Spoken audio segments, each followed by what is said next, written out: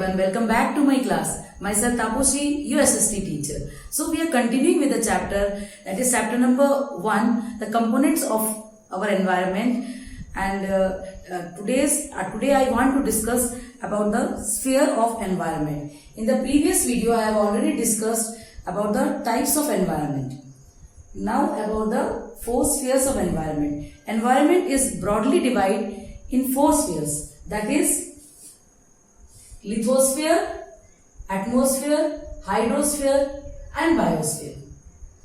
Now about lithosphere. Lithosphere is the layer of the earth consisting of rock material. वो layer जिसमें rock material है. और lithosphere कहाँ तक फैला हुआ है, इसकी जो थिकनेस है वो 100 किलोमीटर तक है. लिथोस्फीयर को भी हम 2 पार्ट्स में डिवाइड करते हैं, upper part and lower part. Upper part जो है लिथोस्फीयर का is composed of rocks and rich in silica and aluminium. अब डिवाइड कर लीजिए, अपर पार्ट को Sial कहते हैं, SiAl.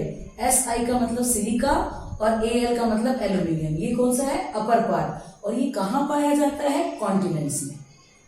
आप इस पिक्चर में देख सकते हैं, इसका जो अपर पार्ट Sial आपको नजर आ रहा है. लोअर पार्ट में क्या है, सीमा.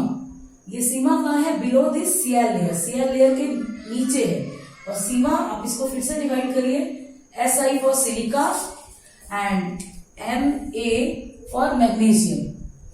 और ये कहाँ पाया जाता है, below the bottom of the ocean basins.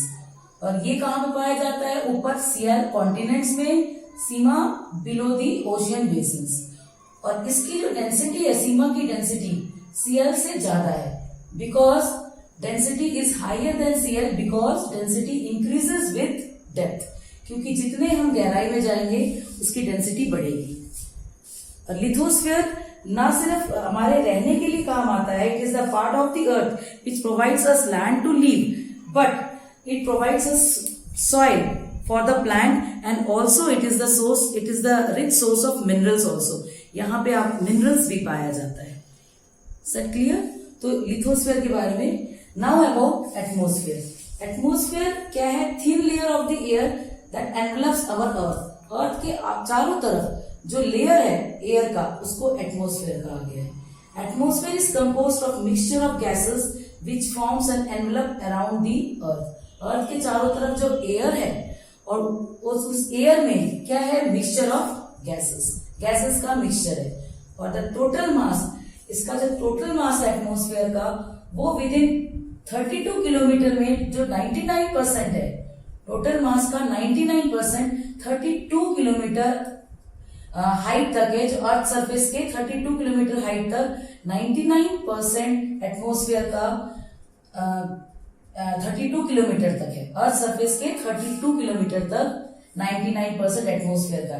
इसके बाद हम जितनी हाइट में जाएंगे एटमोस्फेयर के, मतलब 1600 किलोमीटर की हाइट में जाएंगे, तो ये जो एटमोस्फेयर है इसकी डेंसिटी धीरे धीरे डिक्रीज होती जाएगी.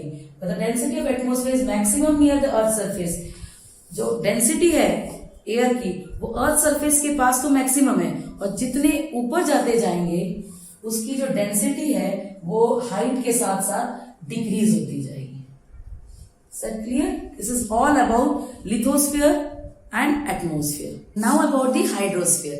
Hydrosphere is the sphere of water which is present in oceans, rivers, lakes and other water bodies of on earth surface. earth surface के ऊपर जो water bodies है वो सारे किस में आता है, आपका हाइड्रोस्फीयर में.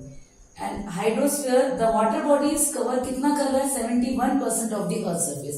अर्थ सरफेस का 71% हमारा हाइड्रोस्फीयर है. And as you all know that water supports all forms of life on the earth. सारे फॉर्म्स ऑफ लाइफ के लिए वाटर जरूरी है, and it is very important for our survival also. And the distribution of water is not uniform in both southern and northern hemisphere. Southern और northern hemisphere में जो water का distribution है वो डिफरेंट है, सेम नहीं है. The distribution and it is estimated that 43% of the total area, water का जो टोटल एरिया है उसका 43% आपका नॉर्दर्न हेमिस्फीयर में है पानी, और 53% टोटल एरिया का वो कहाँ पे है आपका सदर्न हेमिस्फीयर में, lies in the southern hemisphere. Oceans hold 96.5% water on the earth. 96.5% तो हमारे ओशियंस ने ले लिया है, और बचा हुआ जो पार्ट है वो किसमें अवेलेबल है? It is available in the form of ice, water vapour, underground water, rivers and lakes.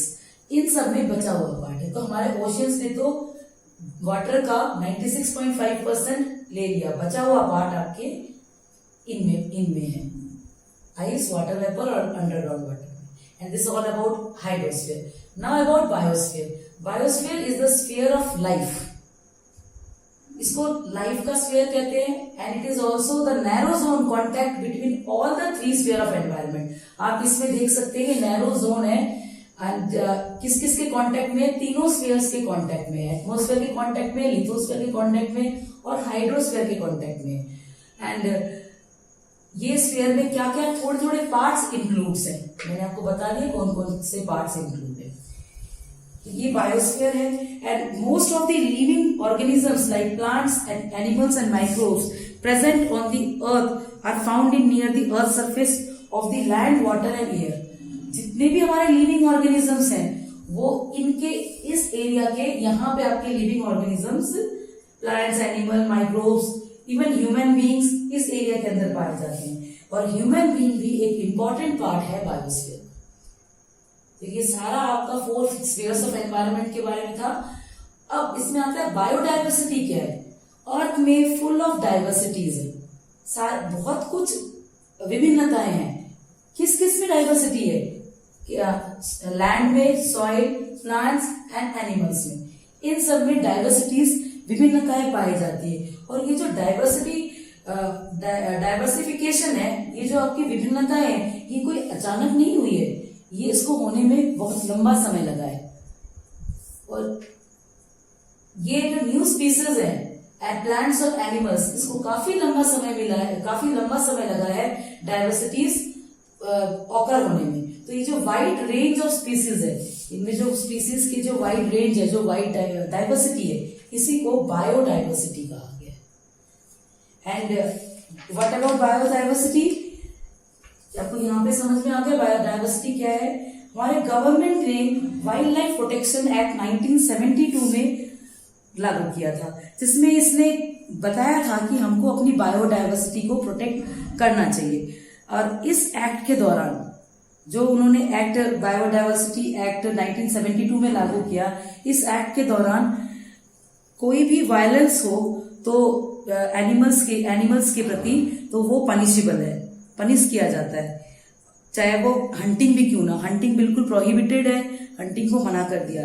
And it is only the responsibility of government, not only the responsibility of government, ये सिर्फ government की responsibility नहीं है कि वो इसको protect करे, हमारी बायोडाइवर्सिटी को प्रोटेक्ट करे, ये हमारी भी रिस्पॉन्सिबिलिटी है कि हम उसको प्रोटेक्ट करें। ह्यूमन बीइंग्स एक इंपॉर्टेंट पार्ट है इस एनवायरनमेंट का। उसके पास वेल इक्विप्ड है, वो उसको एक्सप्लॉइट भी कर सकता है और बना भी सकता है, और उस जो हमको अपने एनवायरनमेंट से मिल रहा है हम उसको यूटिलाइज भी कर सकते हैं। Utilize different plants and animal species existing on the earth surface. It is the need of the present times we should live in harmony with our surroundings.